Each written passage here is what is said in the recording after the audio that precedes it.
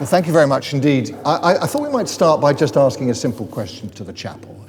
How many people here are not an immigrant, in that where you live now is where you've always lived and where your ancestors have also always lived? Hands up, those people who are not an immigrant. Oh, we have some people who think that you've always lived where you've lived. Oh, well, okay, fine.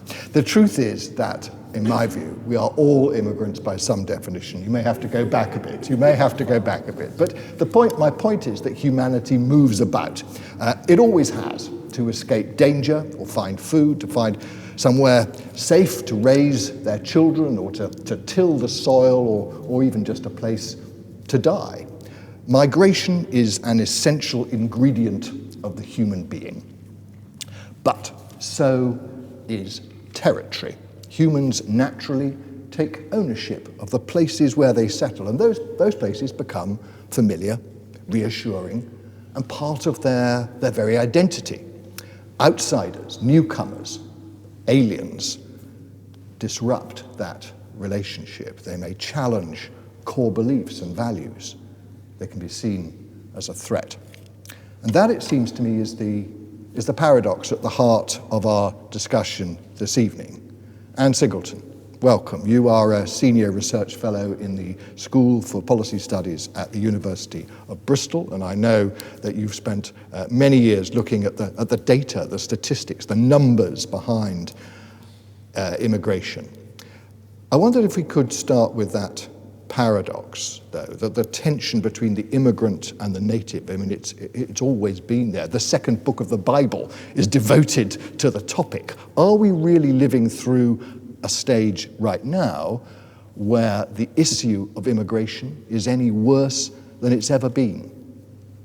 Thank you. I think you've framed the question in a very interesting way, and I think that we should be careful not to see mutually exclusive categories of native and immigrant. As many citizens of the UK are migrants themselves, so I travel all the time. I'm from a migrant background.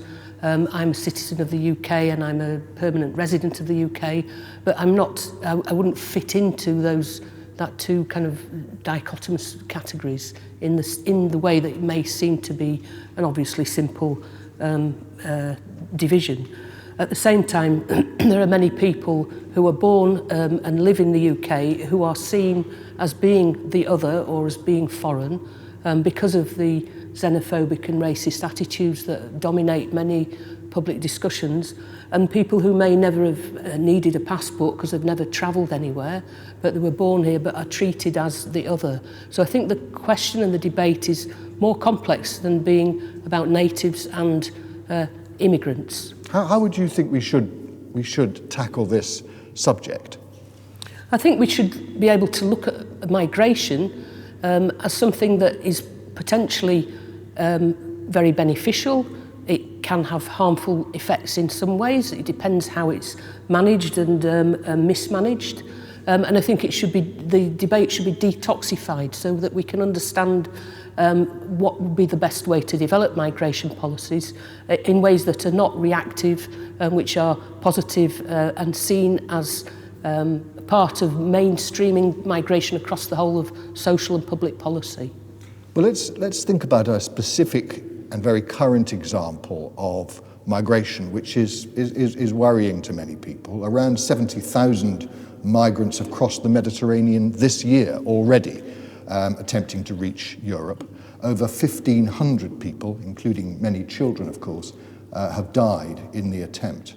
Now, our reaction to those events can be both dismay at the numbers trying to enter our continent illegally, and also, of course, dismay at the tragic loss of life. How should we respond to what we're witnessing when we turn on our television news and see those dinghies trying to make their way across the Med? I think we should step back and see that not in a negative way and not define people as arriving illegally, because people have a right to travel to seek asylum. People are fleeing from more than 35, 40 conflicts in Africa and the Middle East.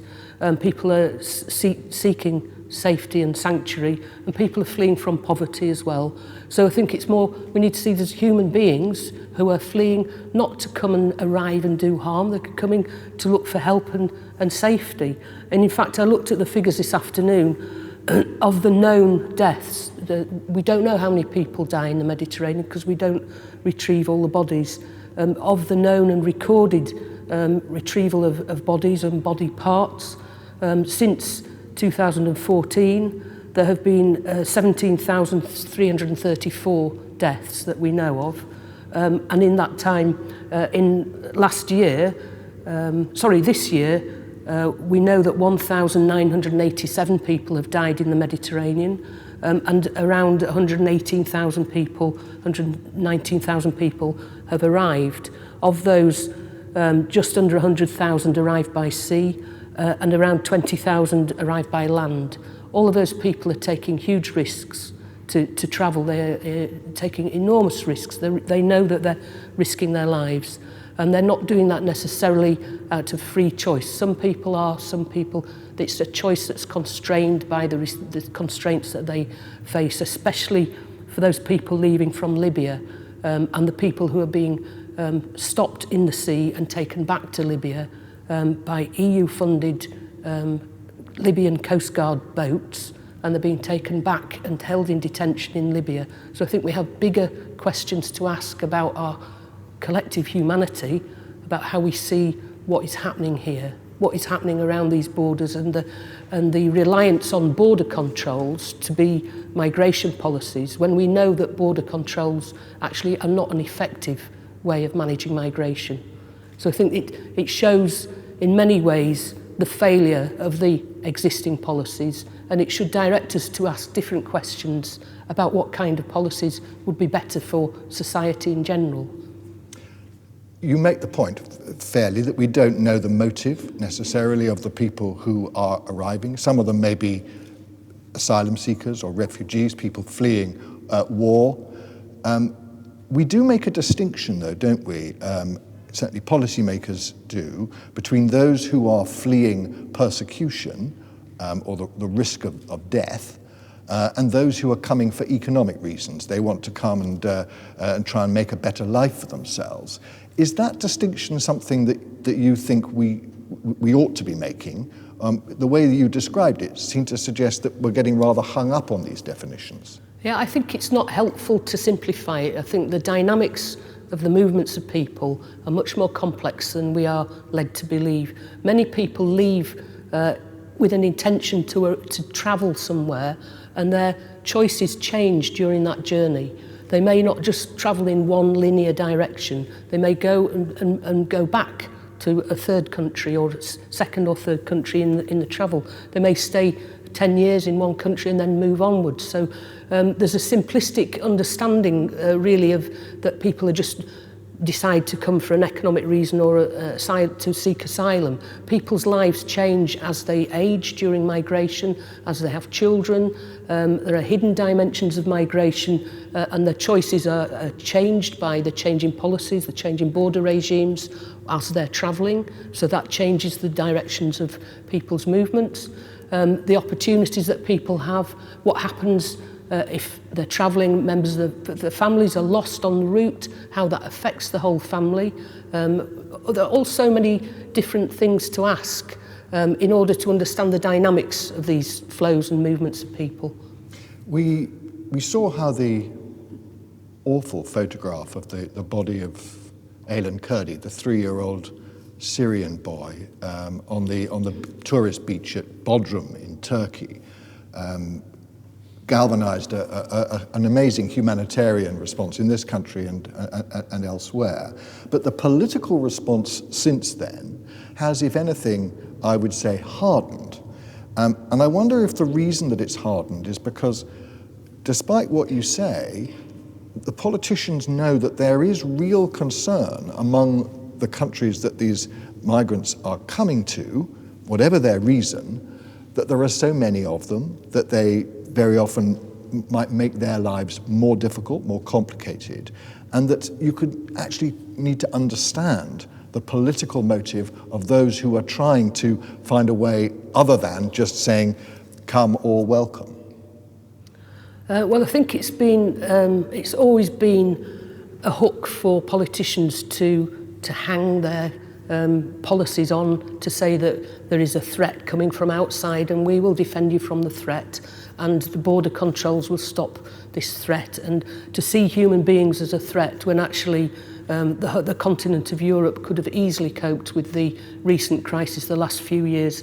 We had in the European Union a temporary protection directive that was brought into being after the collapse of Yugoslavia.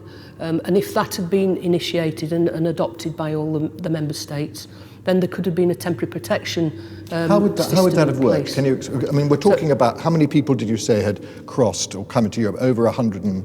So in 2015, when it was said that 1 million people had arrived, it's actually more like 800,000. Okay. If the temporary protection directive had been invoked then the way it would have worked is there would have been an allocation system across all the member states according to size of population, GDP, ability to take in people. And the way it would work is that people would be given temporary protection, but they wouldn't apply for asylum. They would be looked after for a year or 2 years, whichever was decided to be the limit. Then, of course, the corollary of that is that there would be action from all the EU member states to help prevent the conflicts where people are fleeing from. So the conflict in Syria, it was the idea of the temporary protection was to look after people until their countries were in a state to go back to and help rebuild. So of course that wasn't happening with Syria. So that's partly why that didn't happen. We've had this year the UN publishing its Global Compact for Migration.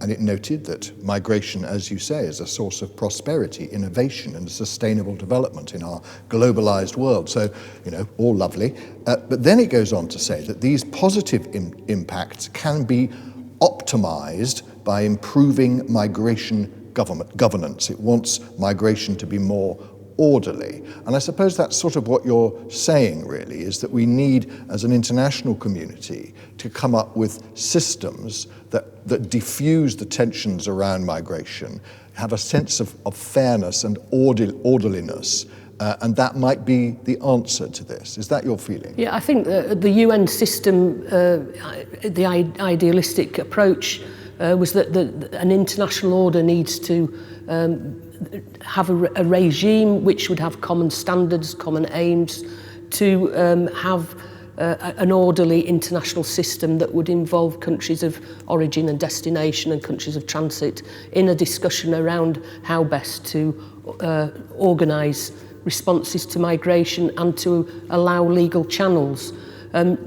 Within the Global Compact on Migration, data is the first objective of that Global Compact. If that's signed in December, and the 10th and 11th of December in Marrakesh, it will give a real boost to improving the evidence base for policies, for the economic impact, for the impacts on countries of origin and destination, the positive sides of migration, and for a better way of deciding which kind of control policies should be in place. So the Global Compact is a very important initiative, but unfortunately, although 193 UN member states were part of the original discussions. There are a couple of missing ones, as I recall. So the United States has decided to United States withdraw. As well, yeah, and I think Hungary and possibly Austria as well going to withdraw from. Now you use the word idealistic, and I think that might be how some people see that document. That it's all very well, wouldn't it be lovely if? But we are a long, long way away from that. And we actually have to deal with the realities of large numbers of people who are moving for all kinds of reasons, including, as you say, fleeing wars and persecution. And we have to do that in with the absence of orderliness. We've seen only this week Donald Trump saying that there was an invasion coming through Mexico to the US border and sending the troops, the military, to greet them. We are a long way away from the idealism of the UN document, aren't we? I think in some ways we're a long way. I think some states are a long way away from that. I think the abusive use of all these tropes around what's happening with the caravan in Mexico, which is a very common annual event for people to be moving back towards areas where they've worked. People travel together for their own safety. It's not an invasion, it's human beings trying to make contact, make sense of their lives. And it's quite a common annual event, that caravan. So that has been used in a way, and in an invidious, horrible way, that Trump also talked about Jewish people being behind that, and then that resulted in the attacks that we've seen in the synagogues. So I think that we should be very careful to be clear whether we're talking about migration or whether some people are just talking racism. There's this difference. So people use the language of migration, but they're talking about something completely different. It's not really about a sensible policy discussion around migration. It's an excuse to whip up hate and fear. Yes, and that rise in anti-immigrant and perhaps racist sentiment in global politics, how worried should we be? Again, trying to take a sort of very broad historical view of this, how worried are you right now at the state of the debate on migration? I'm very worried. I think everyone should be very worried. The way that migration is being used by many of the populist parties, but the far right are using it all the time. Very often it's used in nearly every election campaign. Migration is at the top of the political agenda, and people's fears are stoked around the whole narrative around migration being a threat to society. So I think at the moment we're in very dangerous times, and we need to have clear, not just dispassionate, but have value in the way we talk about migration. People who are human beings who are moving, we need to understand those dynamics, that people are moving for family reunification, to make better lives for themselves. They're doing what every human being wants to do. You shouldn't be defined, essentialised by the fact that you're migrating, that defines who you are, or how we judge whether someone has a right, have human rights or not. A couple of times you've talked about the language and the data. To what extent do you think the very concerning picture that you recognise is a consequence of the language that certain politicians have used, maybe certain parts of the press, and also perhaps the dehumanising way in which we talk about people who are migrating, particularly around the use of numbers? And the debate in this country is very much around the net migration target. It's all about how many are coming in, how many are going out, without perhaps seeing those as individual people with individual stories. Yeah, I think it's for me it's a very sad thing. I've spent most of my professional career trying to improve the quality of data on migration, and we now in Europe have the best global region with best evidence base, best quality data, even with all the problems of any global region, and we have some of the worst policies. So I don't see that the evidence base is improving the policies. But I think there's also always been a problem about reducing these dynamics of international migration into numbers, that reductionist view of how counting things can somehow tell you truths that are not in other human understandings. And one of the first person to teach me about migration data was Professor John Salt at UCL, and he used to say there's no such thing as a net migrant. Be very careful. When everybody talks about net migrants, there's no such thing as a net migrant. It's a calculation of numbers which very often are not very good quality, very poor coverage, and we need to be very clear about what these numbers count and what they don't count. What is hidden within and behind the data? What do the numbers not tell us? And sometimes those are the truths about the dynamics that we need to understand, about who's missing, where are the older people, the people who were aged during migration, where are the people with disabilities, where are the people, the LGBTIQ plus, where that's not measured, where all of these dynamics and how we address human rights, how we address people as human beings cannot be communicated in numbers. And I think part of the problem is that these numbers have become a shorthand for understanding what is happening, the dynamics of migration, and they are now driving border control policies, when actually they're the products of previous policies that didn't really work anyway. So it's a lot of the data are administrative data. They're not produced for the purposes of understanding migration, they're the results of administrative processes. But I do wonder whether actually quite a lot of the public do see it as a bit of a numbers game. They're fine if immigrants come here legally, but not in the numbers that are going to sort of change the dynamic of their place, of their lives. And indeed, many of the people who write to me regularly about immigration describe themselves as their real concern is about population, either the pressure on public services or just the pressure on the land and all the rest of it. Is it just not a bit too easy to say, well, it's not about numbers, it's about people? Because actually, for a lot of people, it really is about numbers. Yeah, I think it's too. I'm going to the other side to kind of counter of course, the numbers are important. They do inform the way that policies are developed, and we have to deal with them in the discussions.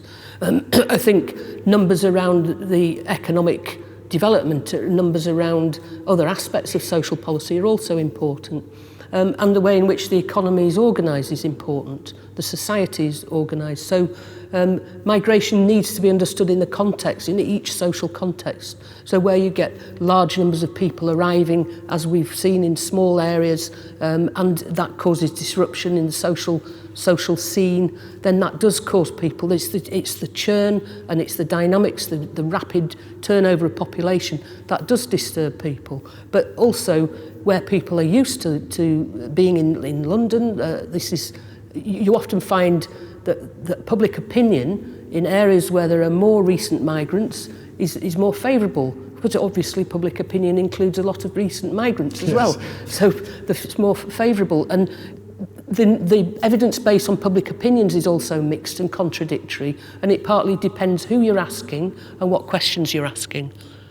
I want to go back to the net migration thing. This is an important policy of our current Prime Minister. She drove it when she was Home Secretary. She's maintained that policy, despite many suggesting that she should drop it throughout her time in Number 10. She wants Britain to become, I suppose, a low migration economy, certainly an economy that has far less impact of migration than it does now, going back to perhaps how it was a few decades ago. And then we've got now business and others, arguably, belatedly, entering that debate, particularly after the Brexit referendum, of course, pointing out the challenges that come with the shift from an economy which has benefited from high levels of migration to one where you reduce it a long way. And I wonder whether actually this presents an opportunity, whether actually we can change the dynamic of the debate rather than just see it purely in numbers terms, that now people are engaging with some of the issues around migration. What kind of migration do we want? Well, I think part of the problem about the targets has been not recognising that many people, like international students, are migrants. They're living and they fit the UN definition of an international migrant. But because it's become a toxic term, migrant, so everybody wanted to take that out of the policy. As a demographer, from a demographic background, you'd say, well, of course they should be included in the numbers, but that shouldn't be a problem. So the targets in themselves are a problem. I think wanting to go back to a society from 40, 50 years ago is a problem. That's the problem to me. Young people now are used to being mobile. So I don't think it's fair on the young population to say we want to go back to what it was like 40, 50 years ago. The world has changed, and I think that if the debate could take on board a different, more positive way of looking at mobility, and even if we need to take out the word migrant and migration, remove that word and talk about human mobility, then you talk about the needs of the state, the nation state, in a different context. So it's partly because the nation state and security issues are being conflated with migration that the whole debate has become toxic. It's interesting when people are actually asked to think about immigration. It's been a topic of concern for large numbers of people, and we saw it obviously at the Brexit referendum, but also the rise of UKIP and so on before that. And certainly all the opinion polls again and again show that immigration is something that people are worried about in significant numbers.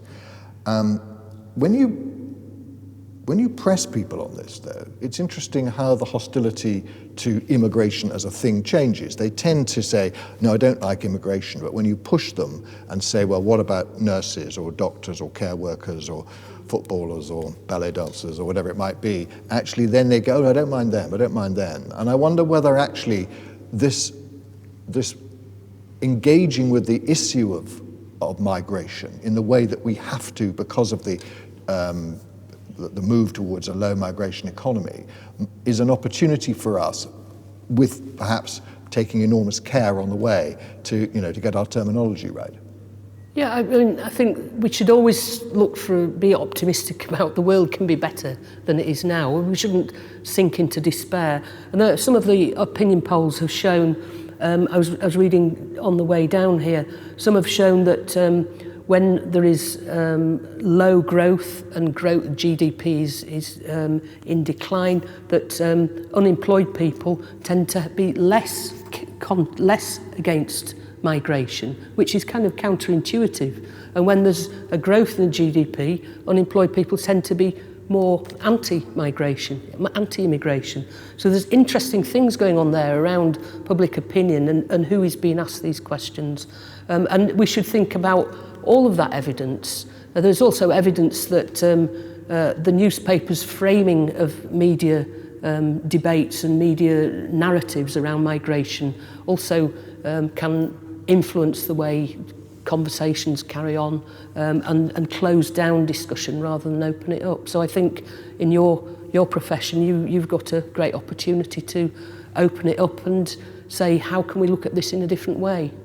And I do wonder whether the Windrush scandal has also changed the dynamic a bit here, because it's not just the Windrush scandal. We're seeing almost daily stories of an individual. I mean, coming here this evening, I saw a story about an American mother who had been told she couldn't come to the UK, even though her daughter, who has British citizenship, is in hospital.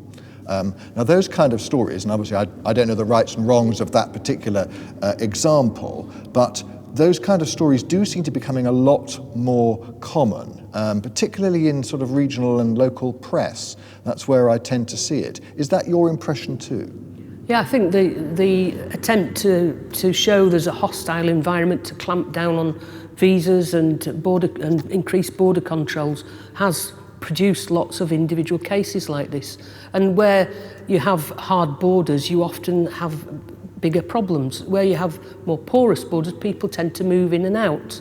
So we always saw with the Commonwealth Immigration Acts, all the raft of legislation that went through in the 60s and 70s and 80s, every time an act was coming in to close the borders, there would be an inflow of people trying to get in and then staying, and then they couldn't go. Then there's all sorts of problems about not being able to go home. So that we had in the European Union discussions around having circular migration, having visas that would allow people to move in and out. And I think that would be a healthier way to look at a visa regime that says, you know, you can arrive and then you can go home and you can come back again. It's not closing the border. Because most people don't want to leave their home country and land in the UK and stay here forevermore. And I don't want to stay here for the rest of my life if it's going to become something from the 1940s or 50s again. No, but the politicians are responding to a real public concern, aren't they? As I say, the immigration is right up there and has been for a long period of time. And it does seem to me that the politicians feel that sounding tough on immigration is a vote winner. It's actually what people want to hear. They want to know that the borders are going to be controlled, that we decide who comes in, that we can make those decisions. If you were a politician and said, I think we should have porous borders, I don't think you'll get many votes. Well, has it ever been tried? I mean, Why not try it? I mean, and with the Maastricht and the Amsterdam Treaty and the European Union, the UK has been able to pick and choose. It's opted out. It's not in Schengen. It's opted out. It's had the best. Basically, I've been in meetings where I've seen in Brussels where UK politicians have pushed the hardest possible line on borders for the European Union, but have said, but the UK is not going to be part of this, but we want you to do this. So they've had the best of both worlds in some ways. So it's been able to pick and mix a bit with Denmark as well, being able to choose in justice and home affairs to have quite a lot of influence in the way the EU's developed its external border controls. That's maybe coming to an end, I think. We shall see. Well, I wouldn't be so sure. I think that the UK senior there'll be people in this room probably know better than I, but I think they will still have significant influence. We're going to come to some questions in a moment, but just before that, I want to kind of get onto some sort of practical thoughts as to how, as we've discussed, we are in the middle of a public debate about what kind of immigration policy we want for Britain. There's clearly a very divided view in terms of whether the numbers are right, who should be included, who should not be included. Where you're coming from, your approach, I'm sure will appeal to a significant group of people. But I wonder, in policy terms, actually talking to a minister or a secretary of state in government, what would, just perhaps in a few sentences, be the kind of point you want to get into his or her head as they're working out what kind of immigration strategy Britain should have? So I sometimes do an exercise with the students, and some of the best students to do this are medical students. So say split into two groups, and one group is policymakers and the other group is recent migrants. And I ask them to identify the 4 or 5 key elements of what would be a fair migration policy. And both groups come up with elements that are going to be fair to the local population, the resident population, fair to the options for choices for people to enter, non-discriminatory, offer protection where it's needed for refugees or to have an international framework that would allow for that, to allow family reunification, labour migration for essential services for the needs of the economy. And they sit down and think it all through, and very often the two groups come up with fairly similar categories, and I think that obviously policymakers would be able to do that if our students can do it and they come up with really good ideas, so perhaps they could advise on how to do it. It's a very interesting exercise to say, yes, you do need some border controls, yes, you do need to have criteria for who is going to be allowed to enter for short-term, long-term, permanent residents. What criteria would you use to not discriminate against people? How would you say, well, you're not going to discriminate against the whole continent? How would you have a fair visa system? So these are fairly simple questions. They're difficult to work out. I'm not sure they are simple questions, actually. Simple questions, but they're difficult to get the right answers. Absolutely. But I think if you can do it without being afraid, if you do it with an open mind, you've got more chance of getting a workable policy. And I think the majority of the population are much more reasonable and fair-minded than they're given credit for. So I think the rhetoric in the newspapers very often makes everyone sound much more negative than they actually are. And very often opinion polls, Eurobarometer, the Gallup World Poll, we've looked at the data for Southern Africa, for many countries, along with the centre in Berlin that I've been helping with the International Organisation for Migration. We looked at the Gallup World Poll data, and in many, many countries, public opinion is much more favourable towards immigration than we are told in the media and the newspapers and by the politicians. Okay. I know we've got a few people who've got some questions. Who's going to start us off? Yeah, gentleman there. If you could just maybe say your name. Good evening. It's Adam Thompson, working in the National Crime Agency's Human Trafficking team. And really interested in what you're saying around the need for international coherence in the way that people address migration issues. And one of you touched on the interventions that the EU had made in terms of the Central Mediterranean route, returning people to Libya. And certainly one of the consequences of that, which we see on a regular basis, is the horrendous abuse and exploitation of people in Libya in slave markets, and simply the deflection of migratory routes. So it doesn't stop it, it will come up through Spain, Morocco, Spain, etc. instead. So it's quite dispiriting to sort of think about it. But I just wondered whether you thought there was, from your experience working within the EU and the EU institutions, whether there's any hope of a sort of coherent policy or a way that we can encourage countries to work more coherently to prevent sort of independent interventions which don't really work effectively. Thank you, Adam. Yes. I think that's a very important question. And one of the problems is in the narrative around trafficking, that it's often conflated with immigration control. And that actually has a bad effect both on development of migration policy and on anti-trafficking policy. It doesn't really help people in your position, people trying to actually tackle the trafficking. And trafficking needs to be understood as something that is about a continuum of exploiting people for labour or for sexual exploitation that may not be anything to do with crossing a border. It's about creating a vulnerability and using coercion to exploit people, and that's what trafficking is. And I think that if we could clarify the terms of the debate, you might get better policies as well. So this is not really just about, of course it sometimes involves crossing borders, and when people cross borders and go under the radar and have their passports taken off them and then become vulnerable, then they're more vulnerable to trafficking. But we also have homeless people. We have ex-military servicemen who are trafficked within the UK. People who've done their bit for this country and then are being exploited because of their vulnerability, mental health problems, all of the things. So I think we need a rights-based approach to trafficking, to migration, to how this country treats people from other countries in every aspect. I know trafficking is a massive problem, and I think we do need, the Palermo Convention is not really, it's not really working as a tool for international collaboration, and we need to have perhaps another look at how best could that be done through the UNODC, through all the instruments that are available through IOM, but have a different way of looking at the Palermo Convention. For me, is not the answer. It's not serving the purpose it was designed to produce some kind of better situation for human beings. Yes, gentleman there. My name is Peter Haddock. For my sins, I used to work in the Home Office, albeit in immigration a very long time ago. Just 2 points.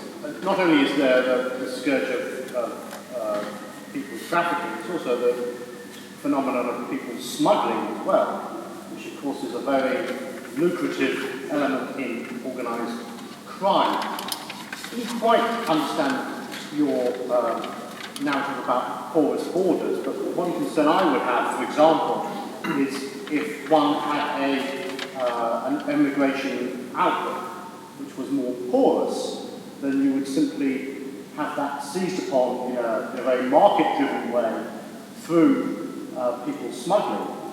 One of the reasons why 800,000 in 2015 became, albeit in quite brutal policy terms, much less in 2016, is that certain things were closed down, were not available to not only people's own desperate efforts, but to people smugglers rather than people traffickers. One other point I just wanted to raise was the whole thing about the numbers, which I fear is important, not simply because of xenophobia and racism, though xenophobia and racism exist within our society, but because of things such as, and to be fair to the government, only briefly, they're not talking about returning to 40 or 50 years ago, but they were trying, they said, to return to 20 years ago to the net migration figures of the 1990s, which were hovering between plus and minus, and only in the 2000s did they shift very considerably into what we now are used to, of significant numbers in the hundreds of thousands net migration. And it was that, an aspiration which I suspect they will never manage, it's that they're talking about. But that has a very measurable impact on the population of the UK and in certain areas, particularly London or the South East. That can't not have a social and environmental impact, whatever the economic benefits are. And we could talk about what the impact on the business model and so on, because I think Martin's touched on. So I do think that numbers do matter because of the impact on the size of the population. Thank you. Should we split that into two? Because I think the first point is one that we should engage with, which is the idea that actually without border controls, having, I don't quite know what you mean by a porous border, but having less control at the border would be exploited by those who want to smuggle people or traffic people and criminals of that kind. We do actually need to be quite strong at the border because otherwise, it will be exploited. I think what I should have said is that we need more legal routes for migration and that should be managed within a comprehensive migration policy.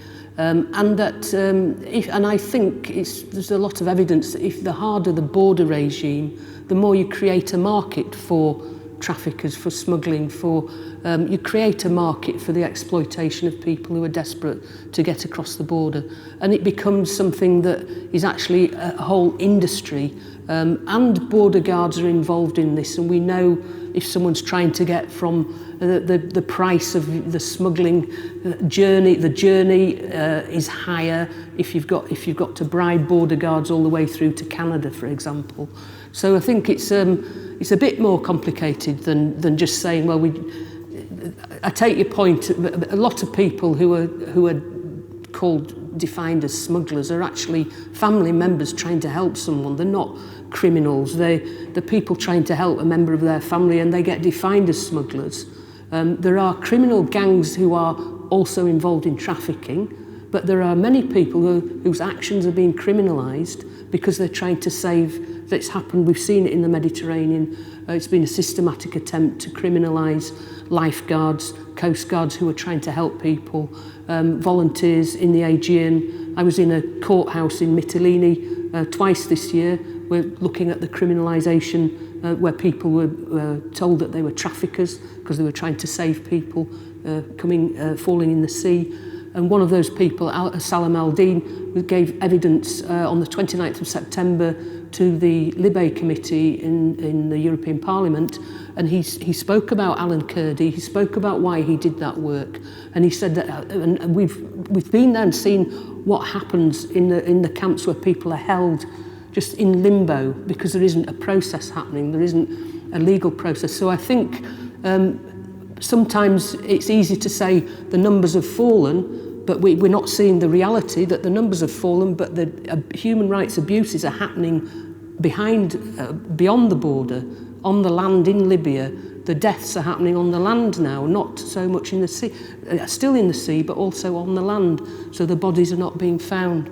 So thinking about one of the positive actions that I've tried to do through the Worldwide Universities Network is we've got a project proposal for a proposal we want to put to UNESCO to have UNESCO accredited sites that would say, we know that there was a tragedy here, we know that so many people died here, and that these would be a form of memorialisation that would allow the families who've lost members of their family to say this has been marked and respected in some way, and that those memorials that are now being taken apart by far-right groups in Greece and elsewhere, that there will be some international symbol that says we know that this is both, it's a failure of policy that this has been happening. So I think all the discussions around borders, we can understand why people want to have these controls, but actually we need to understand the fatal consequences of not getting it right as well. And just picking up on Peter's second point about numbers, he says numbers matter, actually, and it's not it's not reasonable just to say, well, we should talk about people rather than net migration or something else? Well, when I used to calculate the net migration figures, and I used to advise the Home Office for a while, the net migration could mean that 100,000 people left and 101,000 people came in.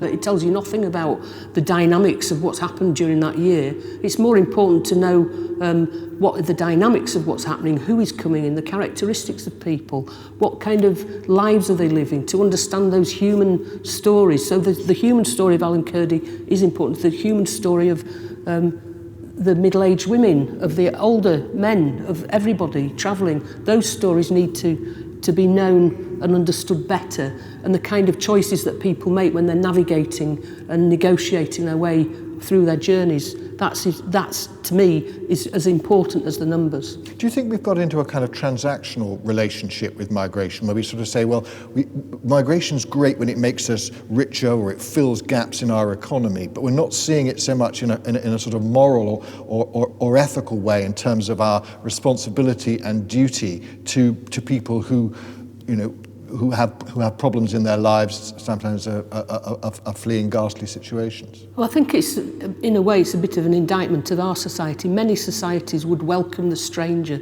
So somebody arriving in your village is welcomed. So we've lost some of that in the UK, that we should come back to that idea of values about how we welcome people. And they say migration should not be a shorthand for something that's negative.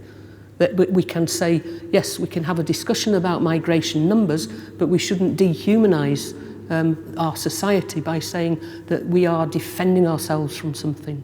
Okay, let's take another question, please. Oh, lots of hands. Yeah, gentleman here. Adam Ellis-West, I work at the Home Office. It's difficult to ask a question that's very brief and not horribly reductive, but sort of for the sake of argument, I feel like this debate, it's so difficult to make policy progress in this debate because sometimes it feels, and that's very much an exception, but for the sake of argument, that sort of public discourse is arcing between two poles, and I think you picked up on one of them at the start, this sense, this racist position that irrespective of someone's citizenship status or settlement status, if they're non-white, they're still regarded as being foreign.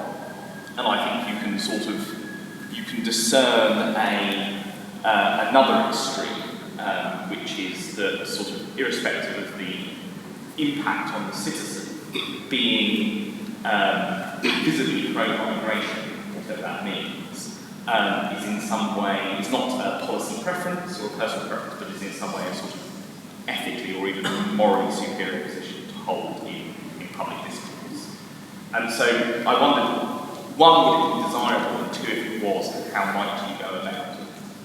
How could we sort of re-centre this debate around the interests of the citizen and the state's fiduciary duty to the citizen in the broadest sense? Because, without going on for too long, I think as well sometimes when we talk about this interest of the citizen, we focus purely on the economic interests of the citizen without considering the fact that there are citizens who have relatives who are foreigners who they wish to be able to come to the country. There are citizens who don't have relatives who are foreigners who wish to maintain a particular character in their community and so on. And how do we trade those off? Interesting question. Do you want to pick that up? Well, I think it's very difficult, especially for anyone in the Home Office, to be able to juggle that, because you're in a situation where you've got the hostile environment as a deliberate public policy, and there's still, we know from all the inquiries that have happened about the institutionalised nature of racism in UK society. And the Home Office is full of lots of really nice people, and I know I work with the Home Office quite a lot. Just to make that clear, there are really nice people in the Home Office. And sometimes it's difficult to address, like you say, for this idea that some ideas are morally superior and others are people that somehow adopt this moral superior position because they agree with free movement.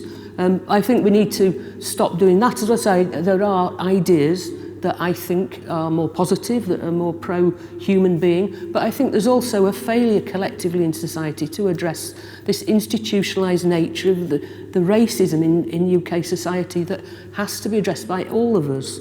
It's like gender equality, it's all of those things. We need to collectively work together to make the society fairer for everyone. So when we talk about integration policies for migrants, for immigrants, what I say to my students is you will never get an integration policy that works for migrants if you don't have an integration policy for the whole population. Where you've got marginalised groups because of poverty, because of ageing, because of disability, where the society is very unequal, you're not going to be able to make any kind of integration policy work. So I think all of this needs to be understood in the broader context, and I don't think the Home Office on their own can solve it. I don't know if that helps. They probably know that. Jack, right at the back there. I'm Kim. I'm a former asylum seeker. Should I say, I arrived here as an asylum seeker myself.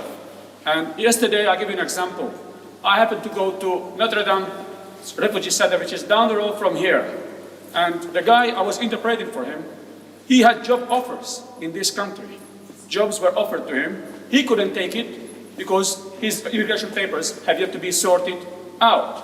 And I said to him, you know, where are you living? He said, well, I'm living down the road from here, he said. And they've been telling him now, he's got to stay there till the end of this month. After the end of this month, they've told him, sorry, we don't care where you really end up. Which, in respect to you, it made me so furious. I'm like, look, he's got job offers, which he has been offered.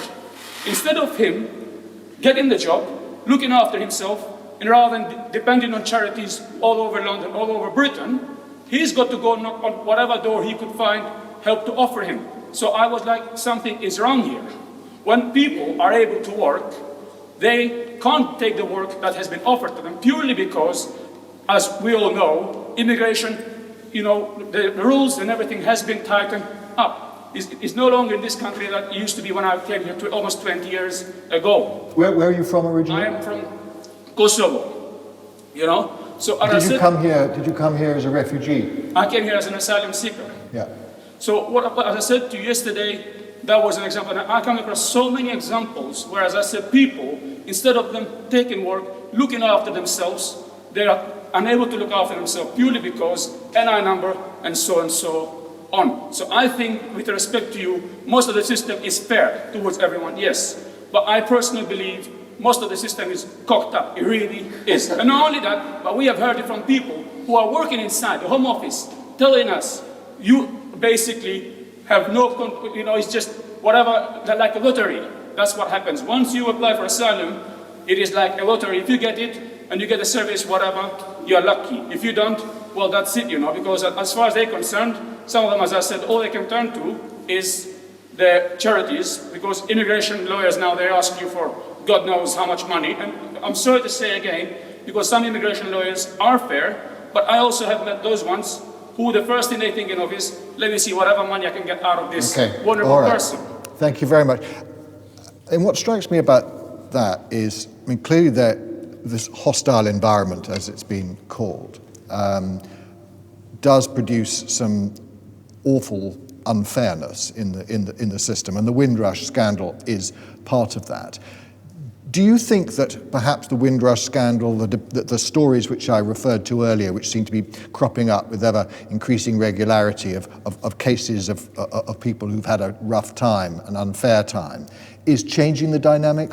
Or do you think actually public opinion is really just not very interested in the plight of some foreigner? Well, I think those 2 points are connected, actually. The point about the kind of mismanagement of how the asylum system works and the Windrush thing, they are connected in a way, because it's administrative and bureaucratic impediments to people accessing their rights. Instead of people being the Windrush generation and the next generation and the next generation after that being seen as citizens of the UK, residents, and regardless of the piece of paper, the fact that the pieces of paper get lost within the Home Office, they get lost by lawyers. You do have a habit of doing that. Yes, so this is, if your rights are only on a piece of paper because you're not recognised as being a human being standing in front of someone, there's a big problem there. And I once went to Iceland and interviewed the Home Office Minister in Iceland, and I asked him, do you let asylum seekers work? And he's just said, well, of course we do. Why wouldn't we? If someone's got all this weight and they want to live in our society, of course they can work. And that asylum seekers are the most, very often, some of the most, got most ingenuity, they've got the most determination, the imagination to be able to survive, and obviously can make a great contribution to society, economic and social society. And we found with all types of migrant workers, asylum seekers, anybody who's allowed to work, if they're allowed to work, the economy grows, the new jobs are created. It's not taking a job, an existing job from someone else. New industries are created and developed. People aren't convinced by that. Let's take another question. Gentleman at the back. Julian McRae from King's College, London. I'm just to go back to Mark's question, to declare I am both British and a first-generation Irish migrant. And just thinking of the history of Ireland, you might describe it is that its political situation is being the consequences of a mismanaged migration about 400 years ago. If you thought about the migrations into the UK, some of them have been incredibly successful. So I think about the large migration from Europe, largely Eastern Europe, into the UK around the Second World War. And if you think about the generation of political leaders, you have Ed Miliband, Michael Howard, Michael Portillo, who are all the second generation of that migration, almost uncommented on in our public policy.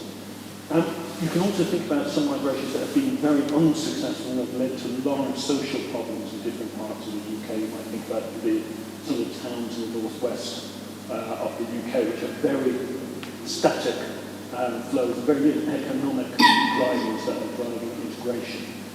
If you're looking at the flows now and thinking about the stocks of migration that built up in the UK, say over the last 20 years, sort of a question earlier, where would you be most worried that we're actually got migration which we're really mismanaging and we will have public policy issues about going through generations? And where would you be actually relatively relaxed? Where do you think the migrations are the type of migrations that will be of benefit, a huge benefit to the country, and not the type of thing that causes concern in the future? Now that's a tough Very question. difficult question.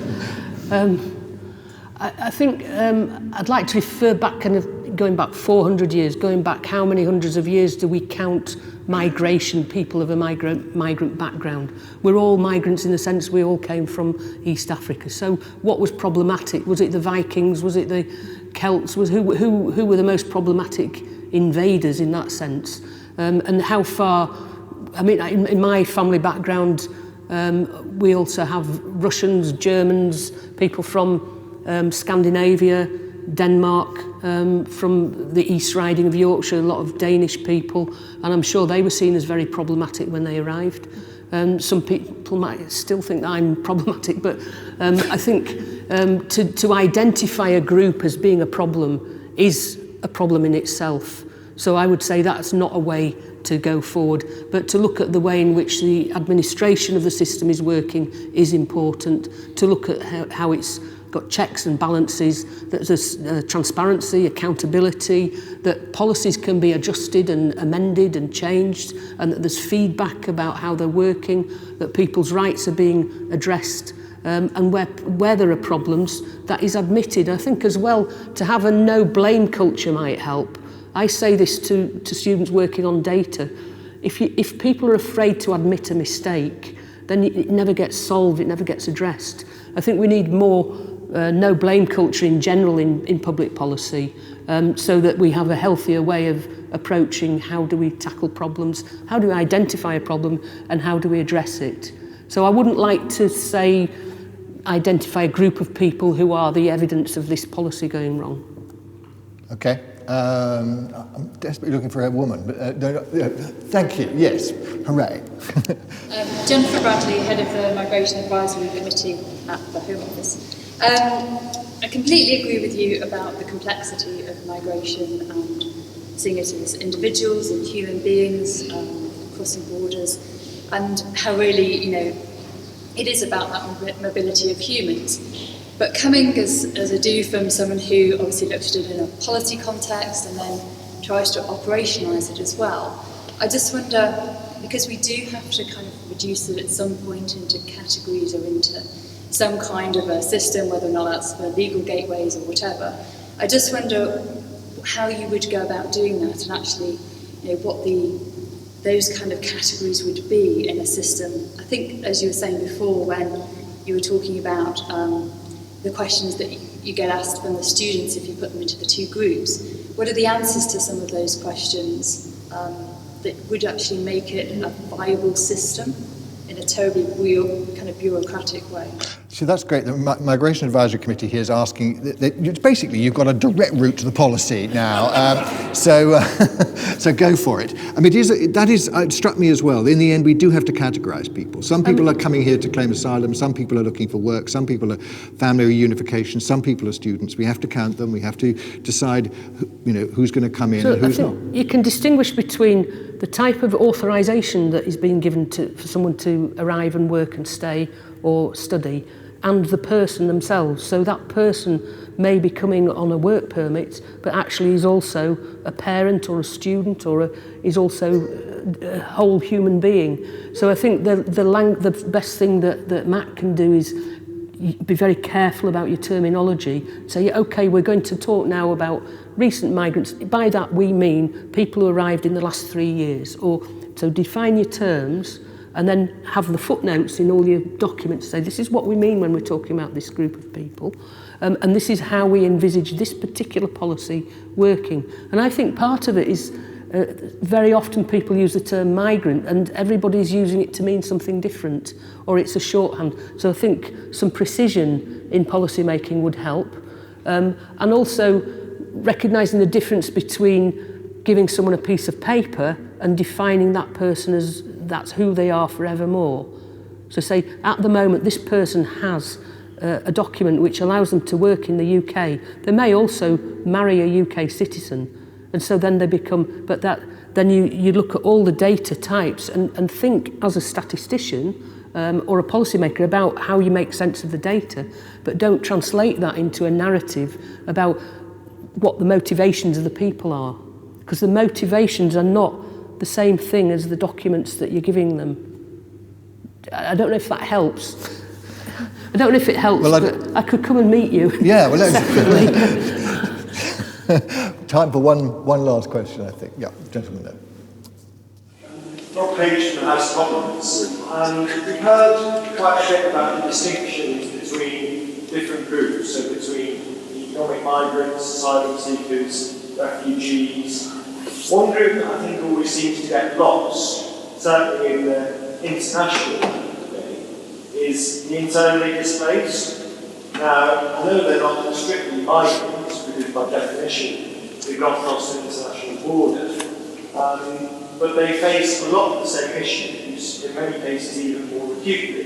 Places like Syria, Yemen, DRC, other contexts. So do you have any thoughts on how we can reframe the debate so the needs of the internally displaced are taken more effectively into account? Well, I think this is something that Jeff Crisp at Oxford is very keen on, that internally displaced people are often overlooked completely in these policy discussions and debates. And I think if we talked about human mobility and displacement as a result of conflict or climate change, or we understood the impact of climate change in more nuanced ways as well, then we would understand that these are like human needs that people have for shelter, for all the same needs that refugees, asylum seekers in other countries have. So if we see it as a human rights issue or a human needs kind of issue rather than a migration issue, then that would help as well. So there are 33 million people who need some help and assistance. A lot of them have moved only from one region to another within their own country, but will they have a chance of going back? How long will they live in those camps? So if we looked at the conditions as a kind of human needs assessment, rather than looking always through the lens of whether it's internal or international migration, and that would mean you'd need to have this international framework, and the Global Compact might be one way to say this is what needs to be understood as in more broader policy terms. So it's a very important point, and it's usually overlooked in all of these discussions. It's been an absolutely fascinating discussion. I think what strikes me, and is somebody like you who has spent a lifetime looking at those numbers and trying to get the stories behind them. And what I'm hearing is that, one, we need even better numbers. We need to know the story, not just here, but on the way here and in the place where it starts, as it were. We need to have a bigger picture.